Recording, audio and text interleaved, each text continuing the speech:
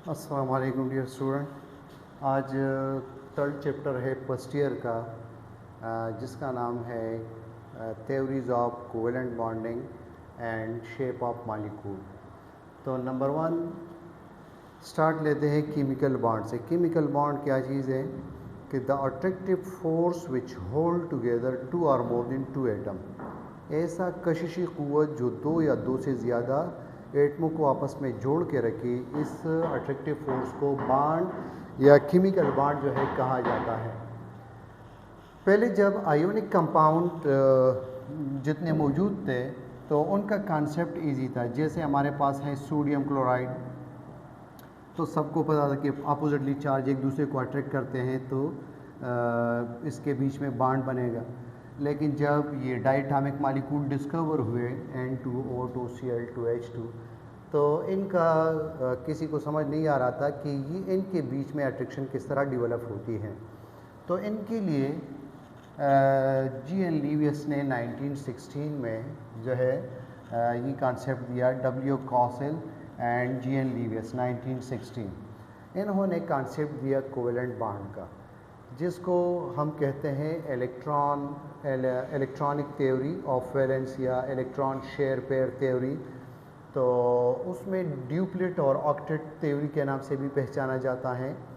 यानी इन्होंने ये कॉन्सेप्ट दिया कि कोवेलेंट बॉन्ड इसलिए बनता है। आयोनिक बॉन्ड का तो सबको पता था कि अपोजिटली चार्ज एक दूसरे को अट्रैक्ट करते हैं।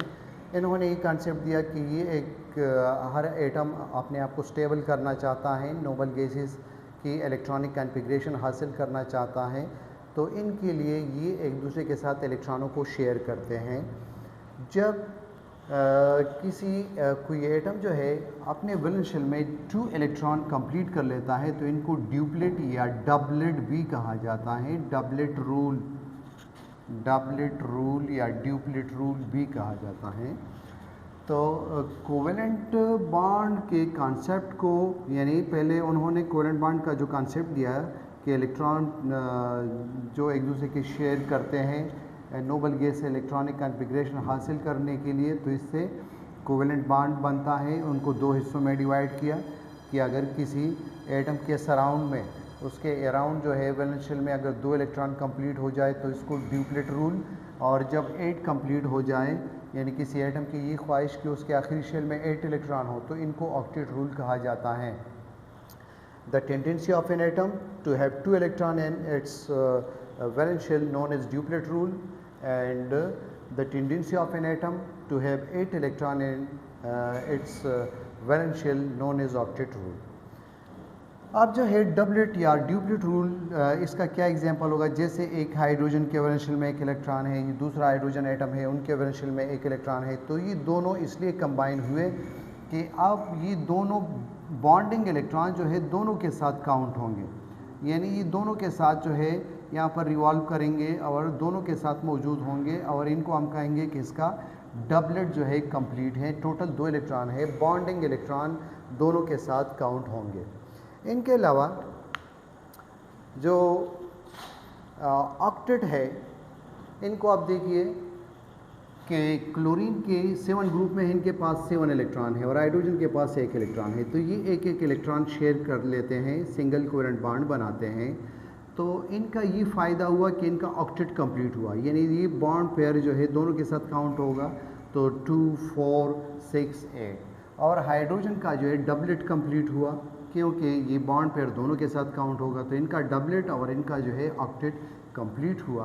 तो ये कॉन्सेप्ट डेवलप हुआ। हमने क्या कहा था कि स्टार्ट में आयोनिक बॉन्ड जो है ये सबके समझ में आ रहा था कि आयन एक दूसरे को अट्रैक्ट करेंगे अपोजिटली चार्ज, और सेम चार्ज वाले रिपेल करते हैं।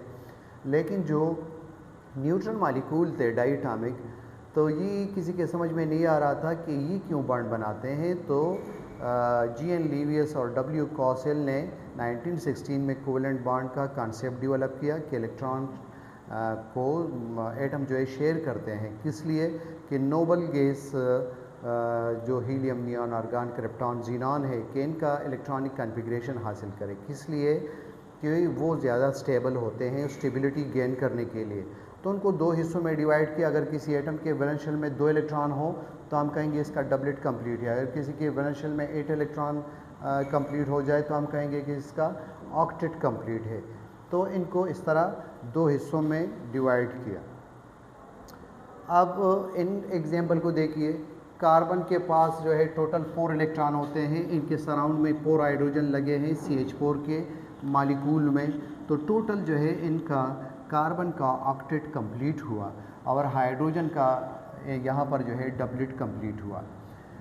इनके अलावा ब्रोमीन एक या सिंगल कोवेलेंट बॉन्ड जो है क्यों बनाते हैं, तो या क्लोरीन जो है सिंगल कोवेलेंट बॉन्ड क्यों बनाते हैं, तो हम कहेंगे कि इनके वैलेंस शेल में 7 इलेक्ट्रॉन है। ऑक्टेट कंप्लीट करने के लिए 1 इलेक्ट्रॉन की ज़रूरत है, तो इसलिए ये एक इलेक्ट्रॉन शेयर करके सिंगल कोवेलेंट बॉन्ड बनाते हैं। तो इनका भी ऑक्टेट कंप्लीट हुआ और इनका भी ऑक्टेट कंप्लीट हुआ। इसी तरह वाटर को देखिए, वाटर में जो है ऑक्सीजन के पास अपने 6 इलेक्ट्रॉन होते हैं। जब एक इलेक्ट्रॉन हाइड्रोजन के साथ शेयर करेंगे तो टोटल जो है इनके 8 इलेक्ट्रॉन जो है यहाँ पर कंप्लीट हो जाएंगे। तो ऑक्सीजन के लिए हम कहेंगे कि इसका ऑक्टेट कंप्लीट हुआ, और जो हाइड्रोजन है इसके लिए हम कहेंगे कि इनका डबलेट कंप्लीट हुआ, क्योंकि इनके वैलेंस शेल में आप 2 इलेक्ट्रॉन है। तो ये था हमारे पास कोवेलेंट बॉन्ड की हिस्ट्री कि किस तरह कोवेलेंट बॉन्ड जो है वजूद में आया। लेकिन इसमें ये मसला था कि ये मालिकूल का शेप जो है एक्सप्लेन नहीं कर सकते थे। सिर्फ बॉन्ड फॉर्मेशन का जिक्र इन्होंने किया कि आयोनिक बॉन्ड के अलावा दूसरे एटम जो है किस तरह एक दूसरे के साथ कंबाइन होते हैं और क्यों कंबाइन होते हैं। तो हमने कहा स्टेबिलिटी गेन करने के लिए कि नोबल गैस का इलेक्ट्रॉनिक कॉन्फ़िगरेशन हासिल की जाए। बाज़ मालिकूल ऐसे भी होते हैं कि उनका जो है या तो 8 इलेक्ट्रॉन उसमें नहीं होते, या 8 से ज़्यादा होते हैं या कम होते हैं, तो वो फिर क्यों जो है बॉन्ड बनाते हैं। तो उनका आंसर ये दिया जाता है कि बॉन्ड फॉर्मेशन जो है एक एक्सोथर्मिक प्रोसेस है। जैसे हम एग्जांपल ले लें PCl5 का, तो PCl5 यहाँ पर जो है टोटल आप देख ले 2, 4, 6, 8, 10 टोटल जो है फास्फोरस का ये 10 इलेक्ट्रॉन है इनके पास। तो क्लोरीन का तो ठीक है, इनका तो जो है ऑक्टेट कंप्लीट हो जाएगा। एक इलेक्ट्रॉन जो है ये फास्फोरस पे ग्रुप में इनके 5 इलेक्ट्रॉन हैं, और 5 इलेक्ट्रॉन जो है ये इनके हो जाएंगे क्लोरीन के। तो इनका तो ऑक्टेट कंप्लीट हुआ, लेकिन फास्फोरस का क्या फ़ायदा हुआ, इनका तो ना डबलेट कंप्लीट है ना ऑक्टेट। तो फिर हम इससे ऑक्टेट डबलेट से बढ़कर एक और बात करेंगे कि मालिकूल स्टेबिलिटी गेन करने के लिए बॉन्ड बनाते हैं, मालिकूल बनाते हैं। बॉन्ड फॉर्मेशन एक एक्सोथर्मिक प्रोसेस है, इसमें एनर्जी रिलीज़ होती है और इससे स्टेबिलिटी आती है। तो ज़रूरी नहीं है कि हर एक मालिकूल का जो है डबलेट या ऑक्टेट कंप्लीट हो तो वो जो है मालिकूल बनाएंगे, बल्कि बहुत सारे मालिकूल ऐसे भी होंगे जिसमें ऑक्टेट कंप्लीट नहीं होंगे लेकिन फिर भी वो स्टेबल होंगे। तो असल में bond formation is an exothermic process due to which stability occur. अच्छा जी, इनके अलावा हमारे पास अब शेप के लिए ये थ्योरी है valence shell electron pair repulsion theory. इनको स्टार्ट में 1940 में सिग्विक और पावेल ने डेवलप किया था कि मालिकूल की ज्योमेट्री जो है सेंट्रल एटम के इर्द गिर्द जितने इलेक्ट्रॉन पेयर होते हैं उनके ऊपर डिपेंड होती हैं, उससे हम ज्योमेट्री मालूम करते हैं। फिर बाद में गिलेस्पी और निहोल्म ने इन्हें फर्दर डेवलप किया विस्पर थ्योरी को। विस्पर हमारे पास valence shell electron pair repulsion इनका एब्रीवेशन है। इससे हम मालिकूल का शेप डिटरमिन करते हैं, प्रेडिक्ट करते हैं कि इसका शेप क्या होगा। स्टार्ट में सिग्विक और पावेल ने ये कॉन्सेप्ट दिया था 1940 में। फिर 1970 में गिलेस्पी और निहोल्म जो है इन्होंने फर्दर डेवलप किया इनको कि मज़ीद इसमें पोस्टुलेट पॉइंट्स जो है ऐड कर दिए कि हम किस तरह मालिकूल का शेप जो है इससे मालूम कर सकते हैं। जैसे हमारे पास यहाँ पर बोरॉन ट्राईक्लोराइड का एग्जाम्पल मौजूद है, ये हर एक पोस्टुलेट के साथ एग्जाम्पल है। नंबर 1 पोस्टुलेट हमारे पास हैं, electron pair around the central atom arrange in such a way to minimise repulsion between them. Central atom क्या होगा, जो बीच में जो मालिकूल में जो बीच का जो एटम होगा इनको सेंट्रल एटम कहेंगे और इनके सराउंड में जो एटम होते हैं इनको टर्मिनल एटम कहेंगे। अब इस पॉइंट में हमें ये बता रहा है कि सेंट्रल एटम के इर्द गिर्द जितने भी इलेक्ट्रॉन पेयर है वो एक इस तरह अरेंज होगी कि वो एक दूसरे से मैक्सिमम डिस्टेंस पर हो, ताकि उसके बीच में रिपल्जन कम हो, ताकि मॉलिक्यूल ज़्यादा स्टेबल हो। क्योंकि जब ये करीब होंगे इलेक्ट्रॉन पेयर तो इसमें रिपल्जन होगी, तो फिर ये बॉन्ड वापस ब्रेक हो जाएंगे। यानी अगर हम रीज़न क्वेश्चन ये क्रिएट करें कि बेरिलियम क्लोराइड जो है, हमें किसने बताया है कि बेरिलियम क्लोराइड जो है लीनियर स्ट्रक्चर का होगा या लीनियर शेप का होगा, तो हम ये पॉइंट्स बता सकते हैं कि विस्पर थ्योरी के मुताबिक जितने भी बॉन्ड पेयर है सेंट्रल एटम के इर्द गिर्द वो कोशिश करेंगे कि एक दूसरे से मैक्सिमम डिस्टेंस पर हो। तो यहाँ पर मैक्सिमम डिस्टेंस यही पॉसिबल है कि 180 डिग्री पर ये एक दूसरे के साथ जो है इस तरह मौजूद हो, तो इससे लीनियर शेप डेवलप होगा। तो इसलिए हम बेरिलियम को इस तरह नहीं बना सकते, बल्कि ये कोशिश करेंगे कि एक दूसरे से मैक्सिमम डिस्टेंस पर हो, तो हम इस तरह बनाएंगे। इसी तरह जो BF3 का एग्जांपल दिया है, तो हम BF3 को ट्राइगोनल प्लेनर क्यों बनाते हैं? यानी आपके पास ये सर्कल है, जब दो हिस्सों में डिवाइड करेंगे तो 180, यानी अगर दो बॉन्ड पेयर हो सेंट्रल एटम के इर्द गिर्द तो ये 180 डिग्री पर मौजूद होंगे। लेकिन अगर टर्मिनल एटम 3 हो सेंट्रल एटम के पास, तो ये आप ट्राइगोनल प्लेनर बनाएंगे, यानी ये सर्कल आपके पास मैक्सिमम डिस्टेंस इसमें है 120 डिग्री। अगर सेंट्रल एटम के पास लोन पेयर ना हो और इनके पास 3 टर्मिनल एटम हो, तो इनके बीच में 120 डिग्री का एंगल होगा। इसी तरह अगर 4 एटम्स मौजूद हो तो फिर जो है हम टेट्राहेड्रल बनाएंगे। टेट्राहेड्रल क्या चीज़ है कि जिस तरह अगर आप जो सीलिंग फ़ैन है इनके 3 पंख जो है आप नीचे कर दें, तो ऊपर एक इनका जो राड है एक वो रह जाएगा और 3 पंख, तो ये जो है इस शेप को फिर हम टेट्राहेड्रल कहेंगे। ये कब बनाएंगे? जब टर्मिनल एटम 4 हो और सेंट्रल एटम के साथ, तो फिर इस तरह का टेट्राहेड्रल शेप बनेगा और इसमें 109.5 डिग्री का बॉन्ड एंगल होगा। तो नंबर 1 पहला पोस्टुलेट क्या था कि जो हमारे पास सेंट्रल एटम के इर्द गिर्द जितने भी लोन पेयर होंगे वो अपने आप को इस तरह अरेंज करेंगे ताकि वो मैक्सिमम डिस्टेंस पर हो। क्यों? कि उसके बीच में रिपल्जन कम अज़ कम हो, तो इस वजह से कि ताकि मॉलिक्यूल स्टेबल हो।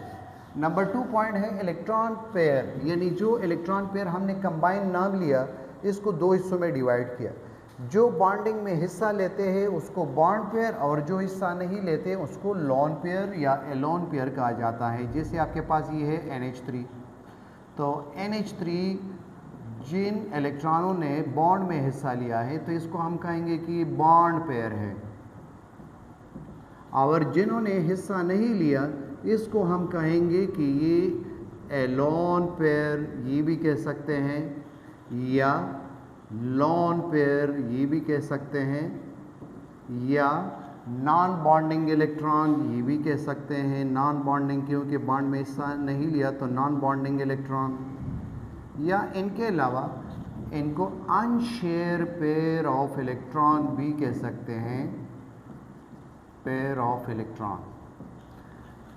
तो और कंबाइनली इन सब को हम इलेक्ट्रॉन पेयर कहेंगे। तो इनको 2 हिस्सों में, तो ये 2 पोस्टुलेट तो ये हो गए आपके पास कि जो हिस्सा लेते हैं उसको बॉन्ड पेयर और जो नहीं लेते उनको जो है नॉन बॉन्डिंग इलेक्ट्रॉन या एलोन पेयर कहेंगे।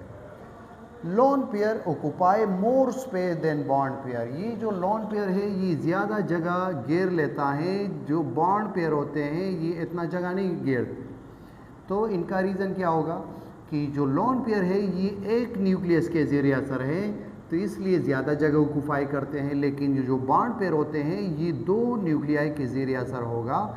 यानी यहाँ पर जो हाइड्रोजन एटम मौजूद है तो इनका न्यूक्लियस भी इनके ऊपर ग्रिप मौजूद होगा और इनका भी ग्रिप मौजूद होगा, तो 2 न्यूक्लियाई की वजह से इनका वॉल्यूम कम होगा और इनका वॉल्यूम जो है ज़्यादा होगा। नंबर 4 पॉइंट है आपके पास multiple bond occupy more space than bond pair.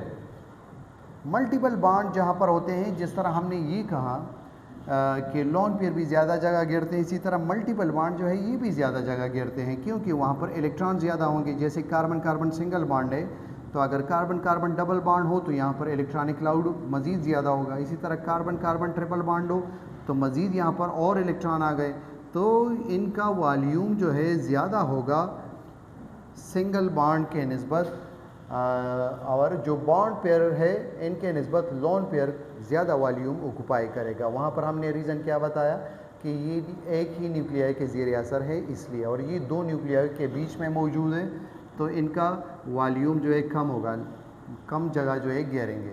और यहाँ पर इलेक्ट्रॉनिक क्लाउड जो है ज़्यादा है, नंबर ऑफ़ इलेक्ट्रॉन ज़्यादा है, तो इनका भी वॉल्यूम जो है ज़्यादा होगा। इनके अलावा जो हमारे पास ऑर्डर है कि रिपल्जन किसके बीच में ज़्यादा होगा, तो लोन पेयर जिस तरह हमने जिक्र किया कि ये एक ही न्यूक्लियस के ज़ेर असर होते हैं, इसलिए सबसे ज़्यादा रिपल्जन लोन पेयर के बीच में होगा। Secondly lone pair bond pair के बीच में होगा, और थर्ड रिपल्जन सबसे कम बॉन्ड पेयर के बीच में होगा। क्यों कि बॉन्ड पेयर जो है न्यूक्लियस दो न्यूक्लियाई के ज़ेर असर होगा, तो इसलिए इनका रिपल्जन सबसे कम होगा। जैसे कि फॉर एग्जांपल आपके पास ये वाटर के लोन पेयर है, तो सबसे नंबर 1 रिपल्जन इसके बीच में होगा। नंबर 2 ये लोन पेयर है और ये बॉन्ड पेयर है, तो नंबर 2 जो है इसके बीच में रिपल्जन ये कम होगा। और थर्ड जो है ये भी बॉन्ड पेयर है और ये भी बॉन्ड पेयर है, तो थर्ड हमारे पास इसके बीच में जो रिपल्जन होगा वो सबसे कम होगा तीसरे नंबर पर। तो ये इस पॉइंट का ये एग्जांपल इनके साथ नोट कर ले। Multiple bond behave like a single bond because they does not effect the molecular geometry. यानी आपके पास हाइड्रोजन है, तो हाइड्रोजन के बीच में सिंगल बॉन्ड है, तो उसी डायरेक्शन में आपके पास, यानी ये ऑक्सीजन का मॉलिक्यूल है, अगर डबल बॉन्ड भी है तो उसी डायरेक्शन में है, तो ये मॉलिक्यूल की ज्योमेट्री को इफ़ेक्ट नहीं करता, तो ये सिंगल बॉन्ड की तरह बिहेव करेगा। या नाइट्रोजन के बीच में ट्रिपल बॉन्ड है, तो उसी डायरेक्शन में है, तो ये मॉलिक्यूलर ज्योमेट्री इफ़ेक्ट नहीं करेगा। तो इसलिए ये जो है इस पॉइंट का ये मतलब है कि अगर मल्टीपल बॉन्ड यानी ट्रिपल और डबल बॉन्ड सिंगल बॉन्ड की तरह बिहेव करते हैं, तो ये इसलिए कि उसी डायरेक्शन में होते हैं और ये मॉलिक्यूलर ज्योमेट्री को इफ़ेक्ट नहीं करते, तो इसलिए ये पॉइंट का ये मतलब है कि multiple bond behave like a single bond. इनके अलावा the effect of bonding electron, जो हमारे पास इलेक्ट्रॉनों की जो इफ़ेक्ट है इलेक्ट्रॉन फेयर की, वो डिक्रीज़ होगी। इलेक्ट्रॉन फेयर की इफ़ेक्ट का क्या मतलब है? रिपल्जन, वो कम होगी। इलेक्ट्रॉन पेयर की रिपल्जन कम होगी जैसे जैसे हमारे पास जो टर्मिनल एटम है, अगर उसकी इलेक्ट्रोनेगेटिविटी बढ़ जाए तो रिपल्जन जो है कम होगी। इलेक्ट्रोनेगेटिविटी अगर बढ़ेगी टर्मिनल एटम की, तो हमारे पास रिपल्जन जो है उनका असर जो है कम होगा, क्योंकि उन बॉन्ड पेयर पर ज़्यादा ग्रेप्थ आएगा। जैसे जनरली आप ग्रुप में जिस तरह हम कहते हैं कि क्लोरीन, ब्रोमीन, आयोडीन, इनकी इलेक्ट्रोनेगेटिविटी डाउनवर्ड कम होती है और ऊपर की तरफ इलेक्ट्रोनेगेटिविटी बढ़ेगी। ये आयोडीन अगर फास्फोरस ट्राईआयोडाइड इनके साथ जो है 3 आयोडीन अगर लगे हो, तो ये 102 डिग्री इसमें बॉन्ड एंगल होगा। अगर इनकी निस्बत हम ब्रोमीन ले लें, तो ब्रोमीन की इलेक्ट्रोनेगेटिविटी ज़्यादा है, तो ये जो इलेक्ट्रॉन पेयर होंगे बॉन्ड पेयर, इनके ऊपर ग्रिप ज़्यादा होगा, तो इनके बीच में जो है रिपल्जन कम हो जाएगी। तो ये 0.5 इसमें डिफरेंस आया, 102 से 101.5 डिग्री पर चला गया।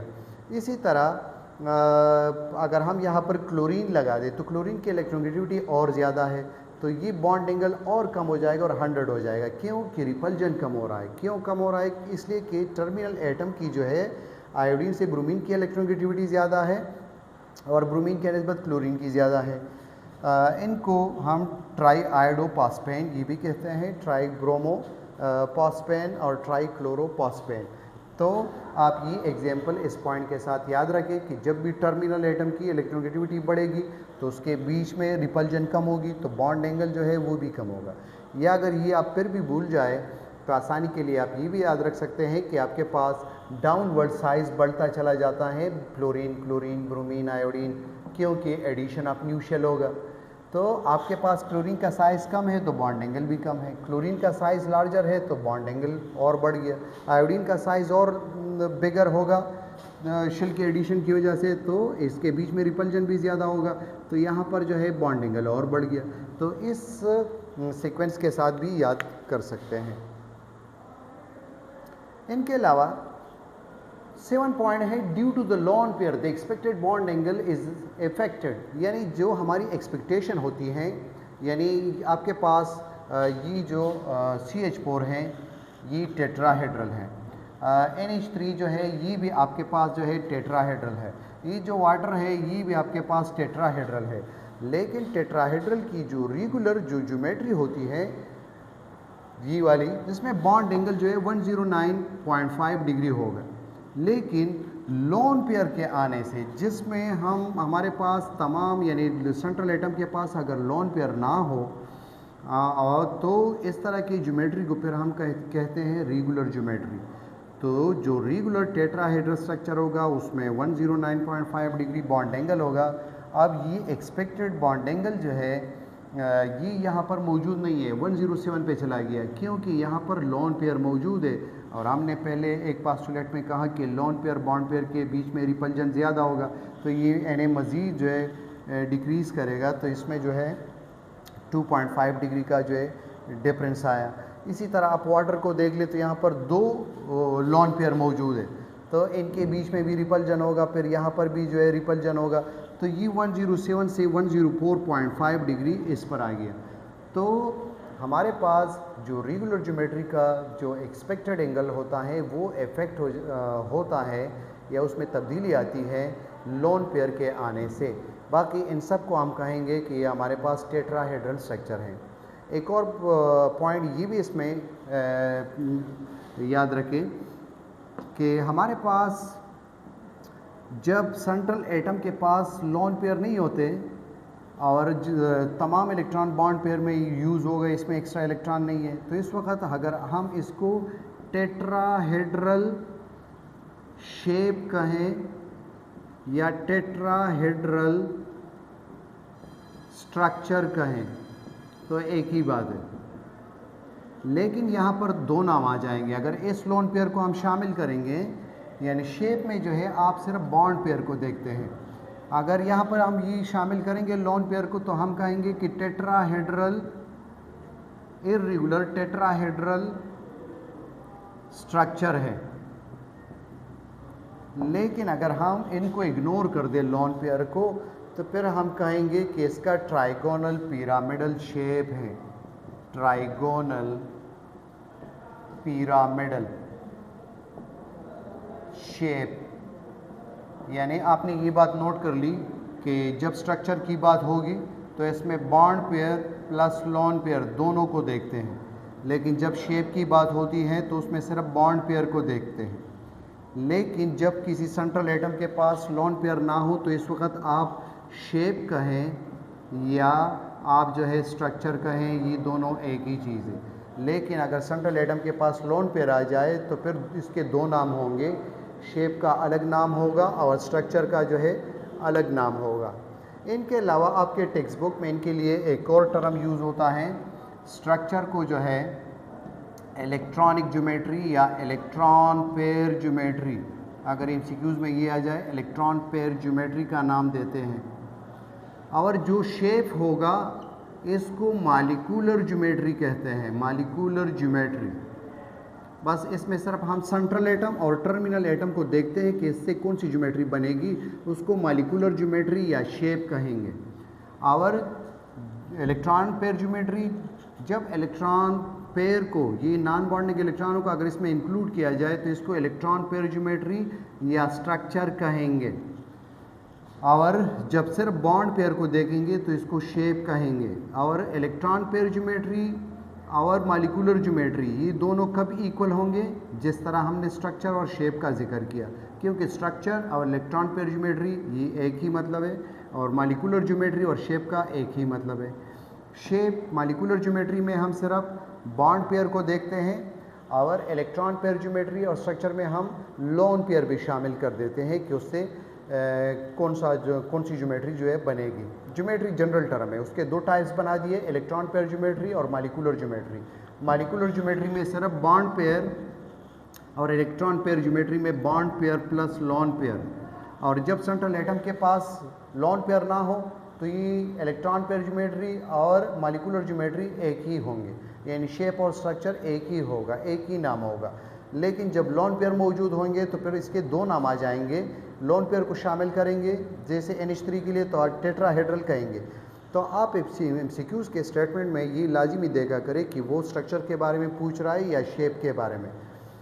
इनके अलावा इनके ऊपर इस तरह स्लो बेस्ड क्वेश्चन भी आ सकता है कि तमाम टेट्राहेड्रल है या सबके पास जो है 4 इलेक्ट्रॉन पेयर हैं, लेकिन बॉन्ड एंगल जो है यहाँ पर 109.5 डिग्री, यहाँ पर 107, वहाँ पर 104.5 है।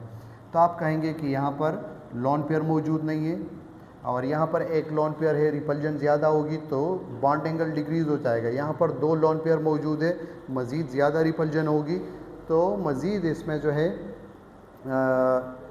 ये बॉन्ड एंगल मज़ीद कम हो जाएगा।